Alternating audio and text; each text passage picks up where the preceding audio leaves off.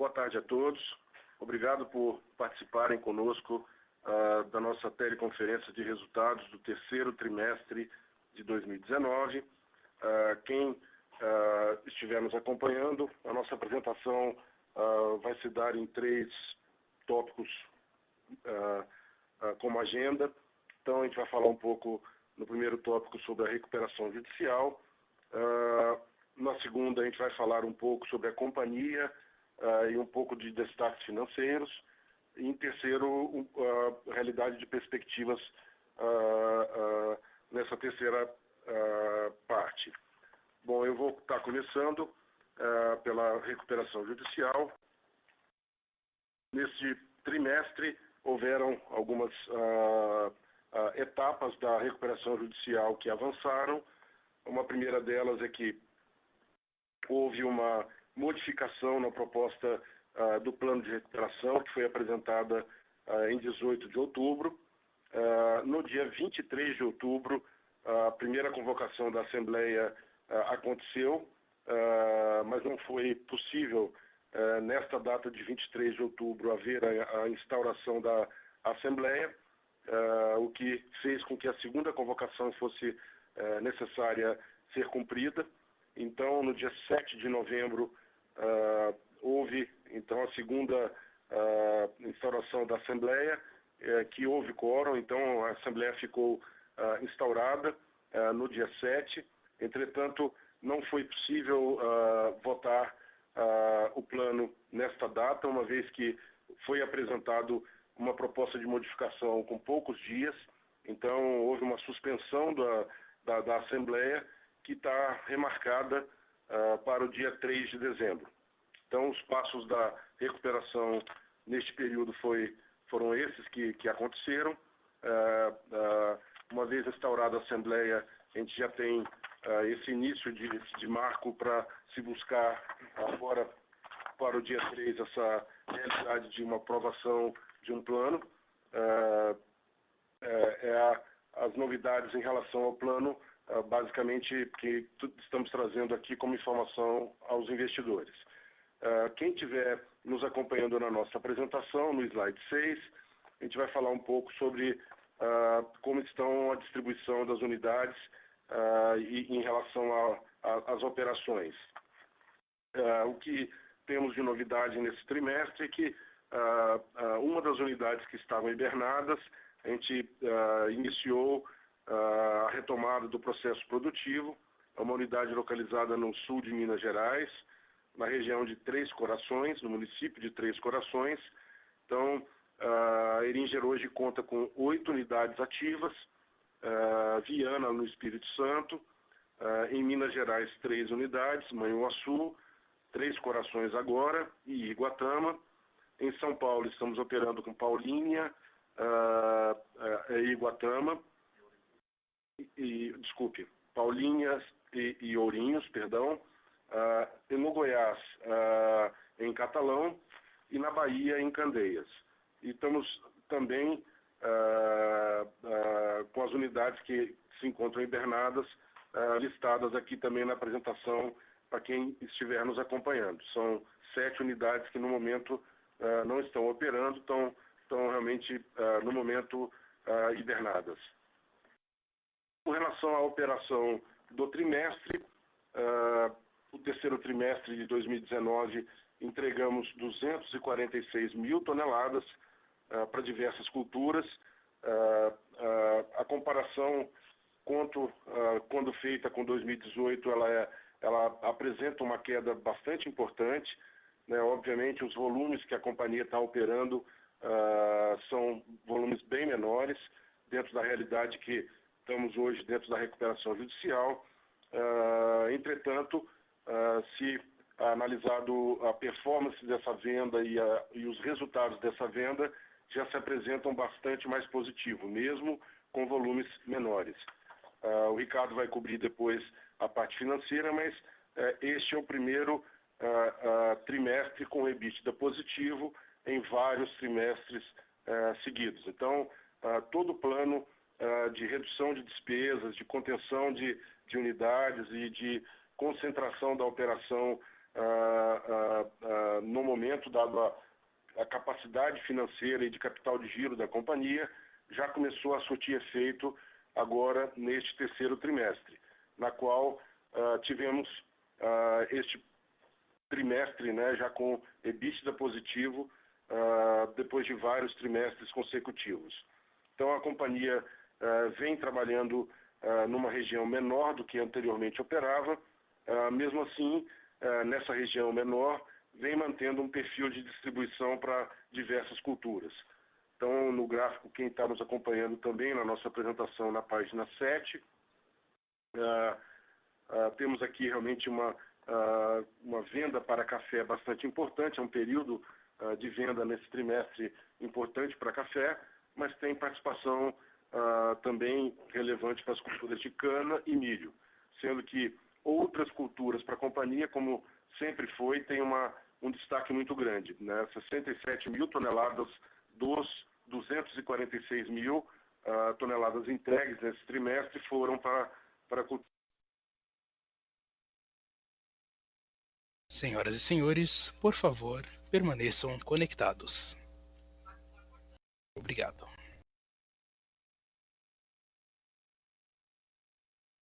Senhoras e senhores, por favor, aguardem enquanto reconectamos o palestrante.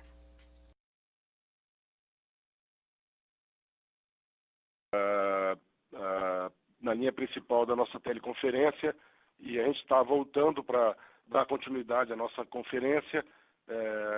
Tomara que consigam continuar participando conosco. Muito obrigado e desculpa aí pelo inconveniente da queda.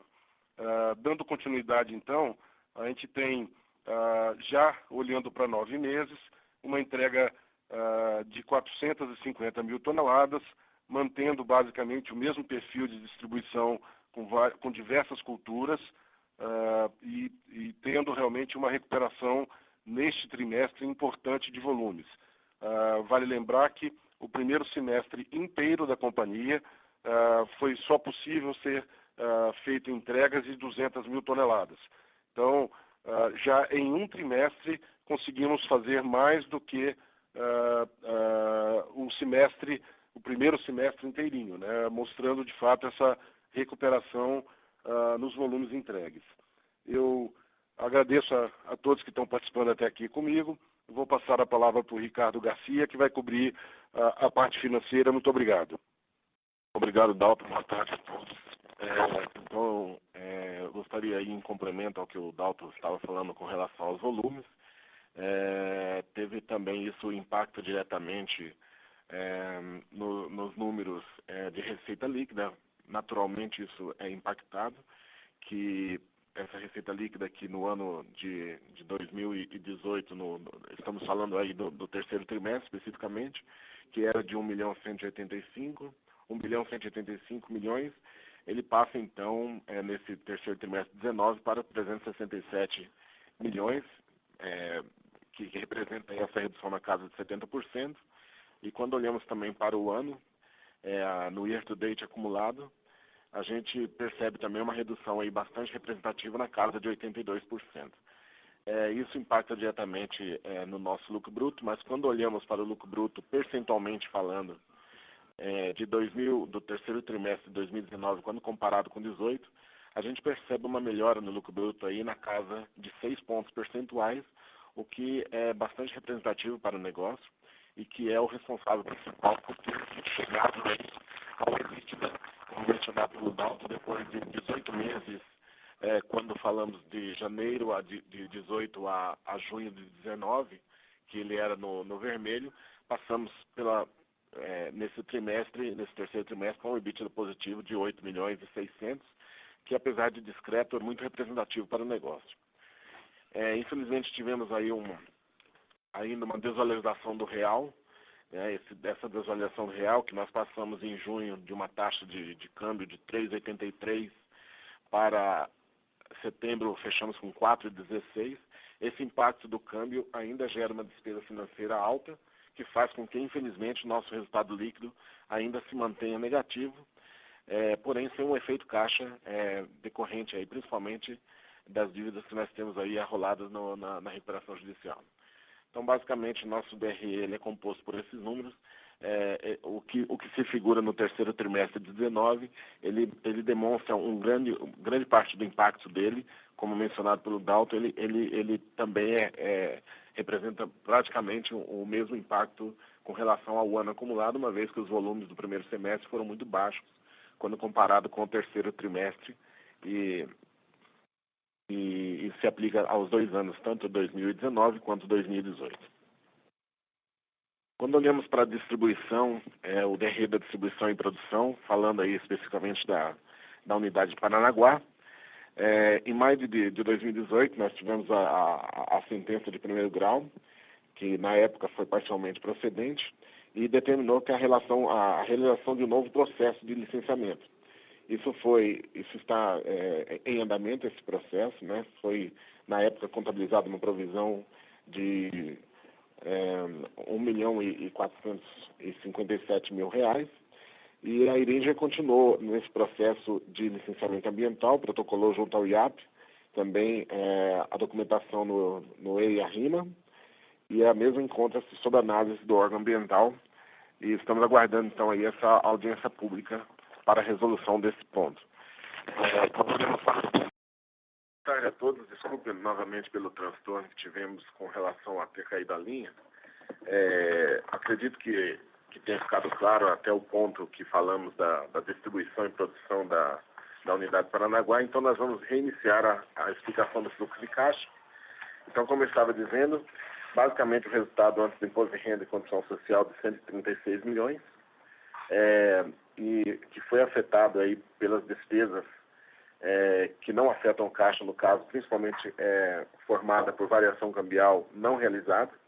Tivemos um aumento líquido das contas do ativo no valor de 126 milhões aproximadamente, principalmente decorrente do aumento dos estoques e de contas a receber de clientes, e uma redução também nas contas de passivo na casa de 48,7 milhões, que é principalmente decorrente de redução de contas de fornecedores. Não tivemos praticamente investimento líquido, foi um valor muito baixo.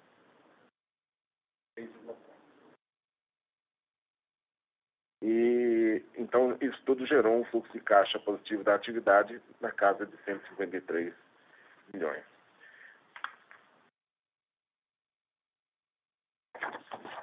Bem, então agora eu vou passar a palavra novamente ao Dalton para ele realizar os demais comentários e a finalização. Muito obrigado a todos, uma boa tarde. Muito obrigado, Ricardo. Basicamente, uma informação adicional sobre a realidade de licenciamento que estamos passando lá para o Paranaguá. A gente estava realmente num processo de aguardo das datas da audiência pública, que está dentro realmente do trâmite do licenciamento ambiental. Essa data, tive a informação hoje que ela já está marcada, então possivelmente vai ocorrer no dia 10 de dezembro, marcando a continuidade do licenciamento que estamos promovendo lá na unidade. Então a operação vem ocorrendo de forma mais consistente tri a tri. O primeiro trimestre deste ano foi bastante realmente impactado por toda a realidade vivida pela companhia do processo de recuperação judicial.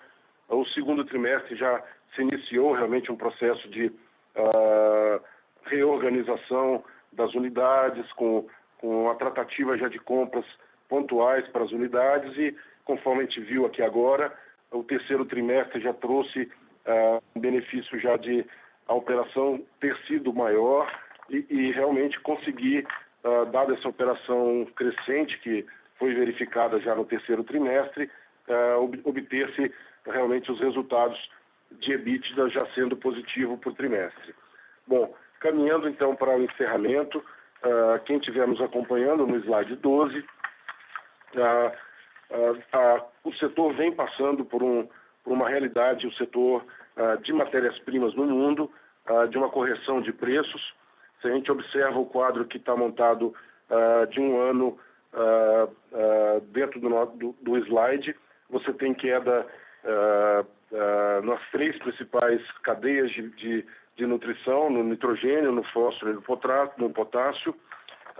Essas quedas em dólares não trouxeram um reflexo muito grande dentro da composição de preços em reais por conta do dólar, né? Também houve uma realidade de mudança significativa do dólar no decorrer desse ano. A gente tem visto oscilações no dólar muito forte, ocorrendo de forma quase que diária, né? Não tem tido realmente, neste momento brasileiro, uma situação de dólar mais estável. E sim, tem ocorrido realmente oscilações grandes. Com relação à composição acionária, não houve mudança representativa. Temos tido oscilações nas nossas ações diárias bastante grandes em alguns dias. Entretanto, não tem nenhuma mudança significativa neste momento em relação ao quadro acionário. Em relação a perspectivas para o ano, as perspectivas são boas. Soja e milho têm tido recuperações de preço no decorrer do ano, muito por conta do dólar, que tem ajudado a precificação aqui em reais, trazendo benefícios para o agricultor. Temos tido algumas culturas com reflexos negativos, né, culturas que são menores em termos de consumo de fertilizantes no Brasil, e com isso a gente tem grandes culturas como cereais puxando esse crescimento que a gente estima para o ano, saindo de 35 milhões e meio para 36 milhões de toneladas, podendo até, a depender deste final de ano, dado que preço de milho tem dado uma reação importante, ter alguma entrega ainda nesse mês de dezembro, fazendo com que esses 36 milhões possam até ser um pouco mais, até o final do ano, maiores do que esses volumes. Bom, vale também destacar, concluindo a nossa apresentação, que neste trimestre, terceiro trimestre de 2019, o grupo de controle da companhia, através do seu controlador, a Eringia Participações Limitada, anunciou que foi feita uma assinatura de uma carta de intenções vinculantes com o grupo Uralkali Uralkem, e foi feito então um fato relevante, um comunicado ao mercado no dia 23 de setembro de 2019, dando um pouco de informações. O processo está ocorrendo de forma esperada, não tem nenhuma novidade maior para se colocar como notícias dentro do processo. Está, conforme previsto, ocorrendo a auditoria, né? Existem, conforme o próprio fato comenta, que existem pontos que são condições precedentes. Então, essas condições estão sendo tratadas, né? Entre elas a do diligence que já foi citada. Então, tem um processo caminhando dentro da normalidade, e a companhia vai efetivamente manter as suas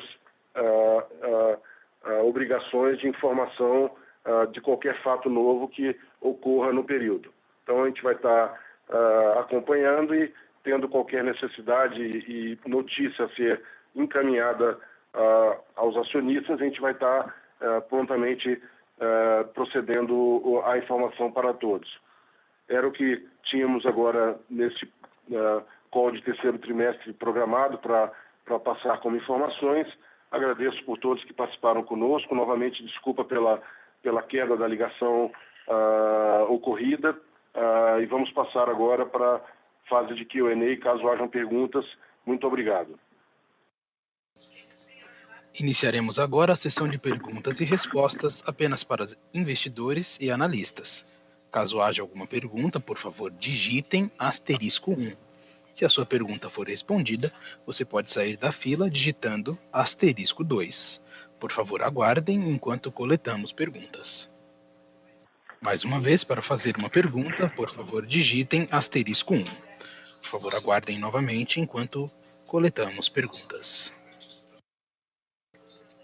Não havendo perguntas, gostaria de passar a palavra para o Sr. Dalton para suas considerações finais.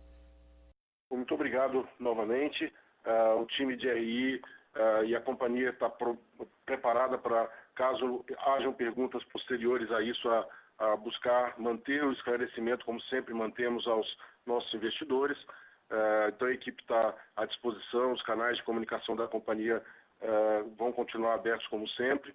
Então este quarto trimestre é um trimestre muito importante para a companhia, né? Como foi falado na nossa apresentação, é um trimestre que possivelmente vai ocorrer a assembleia que irá deliberar sobre o plano de recuperação judicial. Então isso faz com que a companhia possa ter uma realidade de dívida novada, uma realidade de dívida com prazos e condições que certamente trarão um benefício importante para a nossa operação. A gente tem realmente uma expectativa bastante positiva, né? O efeito da recuperação judicial para a companhia está sendo muito importante, né? Sem isso, a companhia não conseguiria se manter ativa e gerando empregos e fazendo a função social que ela faz. Então, a gente gostaria novamente de agradecer. A agricultura brasileira continua sendo um esteio da economia brasileira. A gente tem isso como uma realidade que não muda, né? Os próximos trimestres, seguramente também teremos essa realidade se mantendo, né? O país vem se mantendo como um grande produtor, exportador de uma série muito grande de produtos agrícolas, e isso é o que dá, digamos, força e vontade de permanecer e da Eringia continuar se estabelecendo no seu espaço dentro da distribuição de fertilizantes aqui no Brasil. Bom, muito obrigado novamente, um abraço a todos e tenham todos um bom dia. Obrigado. A teleconferência dos